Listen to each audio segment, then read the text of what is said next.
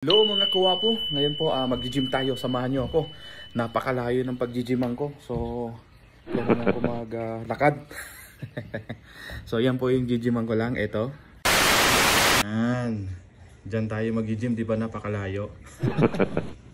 So unang gym ko ngayon dyan, subukan ko lang, tingnan ko yung mga equipment. Pero nakita ko na rin naman galing sa labas, yun nga lang, gusto kong masubukan talaga. So konti lang yung tao ngayon, so which is a good sign para makapag-video tayo. Alam mo, na kahit pa paano nahihiya rin ako mag video. Ayan. So andito na yung mga starter pack natin. Ayan. Andito yung sapatos. So magdadala ako ng tubig para sigurado lang din may tubig ako pala. Andito na. Ito na yung short. Ayan. Ayan. Gym bag natin. Gym bag. Let's go. Ayan. Maglakad na tayo doon sa kabilang ibayo. Diba, ang ganda ng panahon. Limot na ako kung magkano yung charge nila dito eh. I think ano lang naman eh, $5 to $6 yata per session. Pero may mga promo rin sila pag monthly. Mura, yun nga lang eh. Nag-gym ako. Doon na lang ako nag-gym sa building. Kasi libre. Saan ka pa? Saka hindi naman ako nakakapag-gym talaga as in everyday.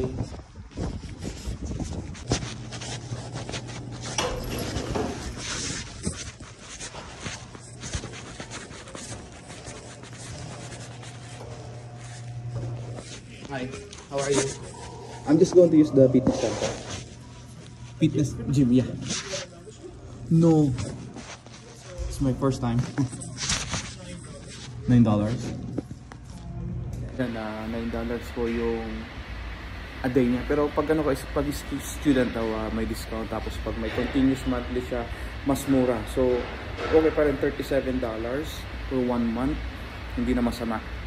Hindi na masama. Tapos ngayon nakalagay dito clean footwear only. So magpapalit tayo ng sapatos na dito. Yung sapatos naman dito. So palitan na natin. Tapos magkikilo tayo dyan. Kiluhin na natin yun.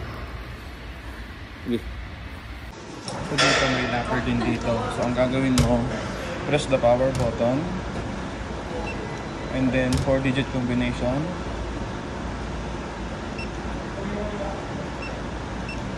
Okay. Then lock. Ayun. Nakalock na siya.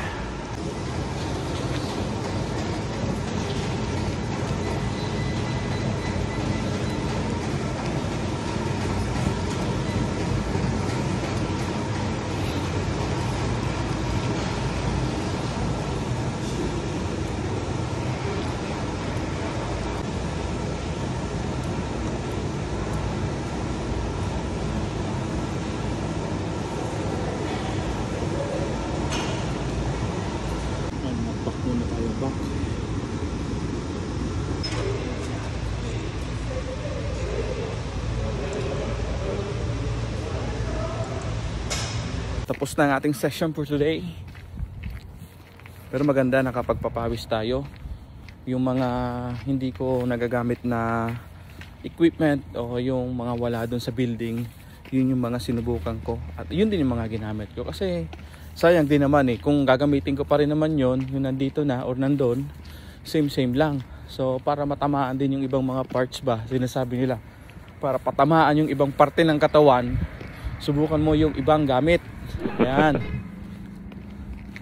Andito na sila Ate Nanette. Teka lang. Hindi. Nag-gym ako. Diyan lang oh. Asan si Betty? May pinuntahan. Katrabaho niya. Mag-gym ka pa or pupunta pa? Tapos na ako. Tapos na. Sige na. Siyempre, gym din. Tapos may lechon na mamaya. Nice. Balance. Ano yun, may bayad yung gym dyan? Buti malapit, no? Oo, tatawid lang. Meron din doon sa building. Kaso, ang ano ko, yung mga hindi ko nagagamit o wala doon, yun ang ano ko dyan. Kasi may mga equipment eh. Nandyan mga heavy equipment eh. What are you celebrating for? It's my gym day. What's that? What's a gym day? Ayan, di ba? Pagkatapos mag-gym, merong lechon belly. O, di ba? Balance lang. Ayan, o. Na.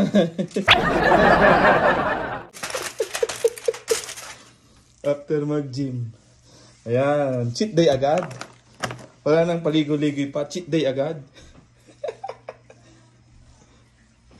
But thank you very much. Siyempre, a blessing to, di ba? Hindi natin kailangan na palampasin yung ganito. Sige, mamaya na lang. Pagpapa-oil change pa pala ako.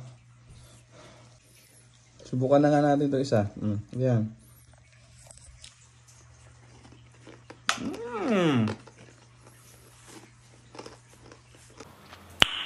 Nice. Bali wala ang gym.